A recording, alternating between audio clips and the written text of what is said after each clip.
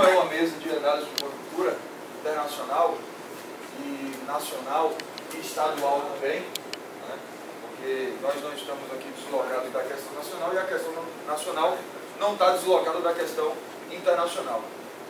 Primeiro que nós vivemos nos últimos anos, né, uma instabilidade política muito grande. Porque, minha avaliação, quando o dito socialismo stalinizado soviético foi derrotado no início dos anos 90, com a queda da União Soviética, foi dito que a história tinha acabado e que nós teríamos aí o dito final da história com a ampla hegemonia do neoliberalismo, do ponto de vista da economia, mas que também influencia do ponto de vista da política. Então os partidos de esquerda, a partir de então, perderam um pouco da sua identidade. A luta pela sobrevivência dos militantes e dos partidos de esquerda começou a ser cada vez maior, né? As organizações partidárias passaram a priorizar não uma revolução, mas a participação em governos pela própria sobrevivência desses mesmos partidos, porque a utopia socialista havia sido derrotada com o fim da União Soviética. Então foi isso que foi vendido, né, no início dos anos 90 e que permeou por praticamente todos os anos 90 e início dos anos 2000. Só que essa grande miragem que foi vendida por aí, ela também se demonstrou falha.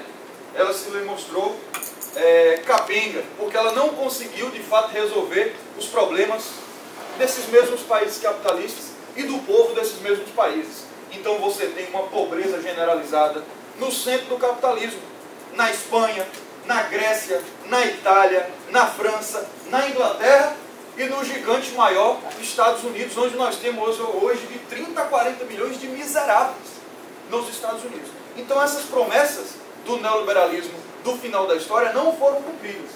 E o que nós tivemos nos últimos anos? Instabilidade política generalizada.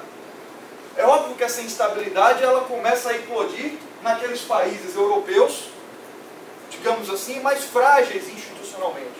Por exemplo, qual foi a primeira grande quebra, talvez das primeiras grandes quebras no centro do capitalismo?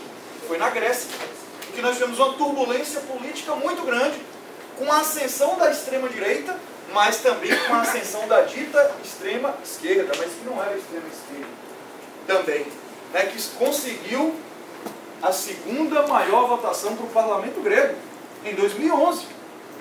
Mas a direita também cresceu muito, a extrema-direita conseguiu crescer, o Amanhecer Dourado, que é o partido da extrema-direita fascista da Grécia. Logo em seguida, nós também tivemos uma crise político-institucional muito forte na Espanha. Mobilização dos mineiros, como não vimos desde a Guerra Civil, desde antes da Guerra Civil Espanhola. Com a mobilização dos operários, com a Marcha até Madrid, com o 16M, com a grande mobilização da juventude em Madrid também, fazendo uma ocupação simbólica das praças, né, de Madrid, na Espanha. Então, nós temos uma conjuntura de instabilidade política. E logo em seguida, ou então concomitante, tem a dita Primavera Árabe, também que nós temos que fazer uma avaliação, que não colocou de fato o povo no poder nesses países, em que ditadores sanguinários foram derrotados, foram derrubados, mas a hegemonia conservadora persistiu, ou seja, você tirou um boneco e colocou um outro boneco no poder. Então, esses países da dita Primavera Árabe também têm muitos problemas. A Tunísia tem problema grave de institucionalidade, crise institucional fortíssima. O Egito, agora, que é o caso mais simbólico, daquele país mais importante, mais populoso, né, do Oriente Médio, você tem uma crise política a níveis de barbárie. Você tem mobilizações de 16 milhões de pessoas nas ruas, coisa que sem precedente nos últimos anos, 16 milhões de pessoas nas ruas de uma cidade, que foi o que aconteceu no Cairo no ano passado, para derrubar o presidente que tinha ascendido ao poder após a derrubada do outro ditador, mas que foi derrubado também. Um general assumiu e agora começa a condenar à morte todo aquele setor que ajudou a derrubar o Mubarak há 3 anos atrás. Então, a Primavera Árabe também não cumpriu as suas promessas. Nós temos aí o que resistiu da dita Primavera Árabe, que foi Bashar al-Assad, que conseguiu, a partir de um apelo social, de uma força social na Síria, que conseguiu resistir à investida. E já na Síria, já não era mais primavera. Aí eram setores de mercenários, financiados pelos Estados Unidos e pela Europa, como sempre, mas que não conseguiu a adesão social. O que aconteceu na Líbia? Em certo momento, a Líbia também teve uma participação popular forte, mas depois os setores reacionários tomaram o poder. Mas na Síria, o poder conseguiu ainda resistir e tem derrotado seguidamente os setores que são mais reacionários do que Bashar al-Assad. E ainda existem setores da esquerda dizendo que na Síria nós temos uma revolução acontecendo. Aqui, assim como tem setores da esquerda que dizem que o que ocorreu na Ucrânia foi uma revolução não socialista, porque isso deveria ser um absurdo, mas é uma revolução com o povo no poder e que os trabalhadores derrubaram o presidente da Ucrânia. Então, nós temos um cenário, inclusive, em que a esquerda está cada vez mais esfacelada do ponto de vista das análises, enquanto a maioria indica que o que ocorreu na Ucrânia foi uma reação conservadora, outros setores da esquerda acham que foi uma revolução. Então, nós temos aí, entre nós da esquerda, problemas muito graves do ponto de vista da análise. Ou seja, nós não estamos lendo as mesmas coisas, nós não estamos assistindo os mesmos canais de televisão e as nossas análises dentro do campo da esquerda estão cada vez mais difíceis. Então, eu queria pontuar essa questão porque ela tem um lastro muito forte. Ela tem um lastro no final da União Soviética.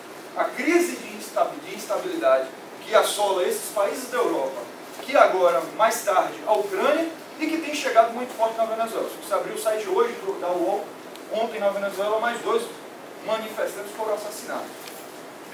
Já tem aqui, está no site hoje, uma entrevista com o Nicolás Maduro. Então, o golpe na Venezuela continua em marcha. Continua firme e forte para a derrubada do poder. Para você ter ideia, o chavismo disputou 19 eleições e ganhou 18. Todo dia na Venezuela tinha uma eleição. Organizar a Constituição, uma eleição. Chávez sai do poder, volta, eleição. Então, foi um processo mais democrático, mais democratizante que a sociedade venezuelana viveu nos últimos anos, foi o período do chavismo. Contudo, é óbvio que existe uma reação conservadora, financiada pelos Estados Unidos, financiada pela direita organizada na América Latina, para desestabilizar aquela que talvez seja a experiência mais progressista que nós tivemos na América Latina, já inclusive com expropriação dos meios de produção, restatização de empresas estratégicas, coisa que, por exemplo, nós nem sonhamos realizar no governo de esquerda do Brasil. Então, queria contribuir com essa análise, João, da conjuntura internacional também, e dizer que eu acho que as manifestações de junho no Brasil, elas também estão recheadas com esse aspecto internacional, né, da crise política que o grande partido de esquerda da América Latina, que é o Partido dos Trabalhadores, também viveu nos anos 90. Porque Lula perde a eleição em 89. A Nicarágua é derrotada em 90. O Muro de Berlim cai em 89. A União Soviética acaba em 91. Então você tem um dilema muito grande nos anos 90, que é o quê? Salve-se quem puder. Sobreviva quem for mais forte. A corrida muito grande do gato atrás do rato. E quem eram os ratos? A esquerda. Nós.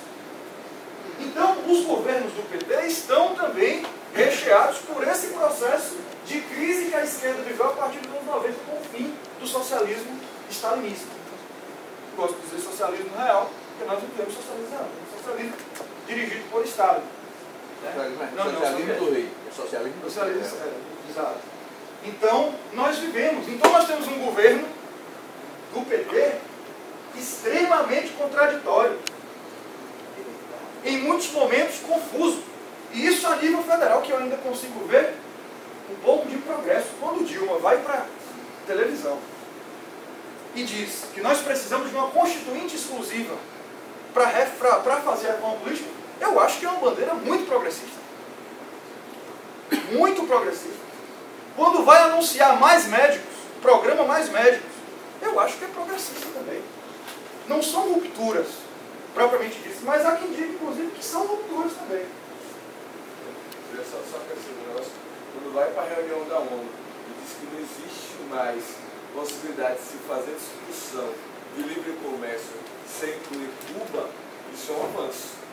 Isso é um avanço da parte esquerda. É inegável fazer a defesa do Estado cubano frente às potências internacionais, frente aos Estados Unidos, e colocar para o mundo inteiro que acabou, que não existe mais, né? Como se diz?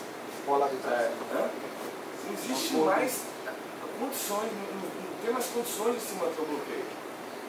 Isso é, para mim, a esquerda. Tem muitas medidas que são simbólicas e que são importantes.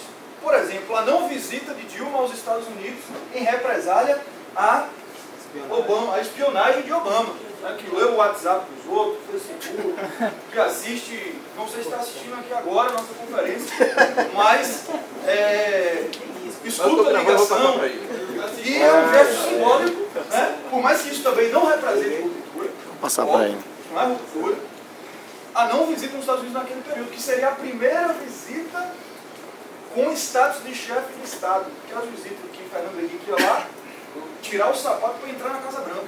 Você lleva a casa? Né? Era, tirava o sapato para entrar na Casa Branca. Você leva a casa também. Era o que Fernando Henrique fazia nos Estados Unidos. Tocava violão para os gringos acharem legal e baterem palmas. Então era isso. E nós temos agora uma negativa. É simbólico, gente. Isso é importante que seja dito. O povo precisa saber dessas coisas. E a função da vanguarda aqui, nós que organizamos uma tendência, é levar essas discussões da forma mais didática possível para o seio do povo. Essa é a nossa função. Nós não podemos fraquejar. Nós somos a vanguarda. Nós não podemos ter dúvida disso. Não dizendo nós aqui, mas a esquerda organizada aqui, que organiza a tendência, que milita no partido de esquerda, ela é a vanguarda do processo. A função dela não é ficar em crise, em dúvidas, ah, meu Deus do céu, meu pé está doendo no domingo de manhã. Não, é esclarecer. Acabou. Essa é a função. Não é isso, velho? Então não sei o que é que nós vamos fazer. Então assim, nós não precisamos, não podemos ter dúvida. Falava das manifestações para ser bem rápido, para a gente poder caminhar para as próximas inscrições. As manifestações. Tem alguns dados aqui que são interessantes. Porque tem uma nuvem de fumaça aí que paira sobre essa questão das manifestações. Tem gente que diz que é revolucionário, tem gente que diz que é reacionário, e tem alguns dados interessantes para a gente analisar. Pesquisas da CNT e Ibope, feitas em 7 capitais, realizadas em junho e agosto de 2013, ou seja, naquele período mais forte das manifestações. 89% da população disseram ter apoiado as manifestações. 46% dos manifestantes disseram nunca ter participado de uma manifestação de rua. 63% tinham entre 14 e 29 anos. 49% têm renda acima de 5 salários. 87% se mobilizaram por meio das redes sociais. 61% declararam ter muito interesse em política. 64,9% acham que as manifestações vão interferir nos resultados das eleições. 30% alegam motivos políticos, como corrupção, para protestar. 55% acham que as manifestações visaram a corrupção. 40% defendem que a próxima pauta dos jovens deva ser a melhoria da saúde. E 20% acreditam que a educação deveria ser a principal reivindicação das ruas. Então, o que dá para tirar disso, em minha modesta avaliação, é que tem um sentimento progressista nas manifestações. Tem um sentimento progressista. Tem um interesse na política, por parte de quem estava participando. Talvez não a política partidária ou eleitoral, mas existe um interesse. As pessoas estão fazendo um debate político. Eu estava pegando, isso aí a gente tem que dizer, eu não mentir para a gente mesmo. Pegando um ônibus aqui, esses dias, indo para o interior. E o cobrador lá, companheiro, muito humilde, muito simples, né? Mas, hoje em dia, meu amigo, está todo mundo sintonizado e acompanhando as mais variadas opiniões. E ele dizia, na simplicidade deles lá, acho um absurdo construir estádio para a Copa do Mundo e a saúde está na forma como está. Ele fazia essa análise. Um hospital com problemas, porque é o que o cara vê, velho, é o posto de saúde do bairro. Por mais que nós tenhamos avanços, mas em um estádio, a Fênix nascendo das cinzas do dia para a noite. No Distrito Federal gastaram 1 bilhão e 500 milhões para construir um estádio no deserto.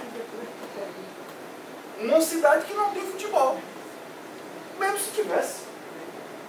Então, gente, tem alguns absurdos gritantes que nós temos que apontar. Não dá para a gente dizer, meu Deus, não pode fazer crítica, que não está tudo correto. Está quase tudo errado também.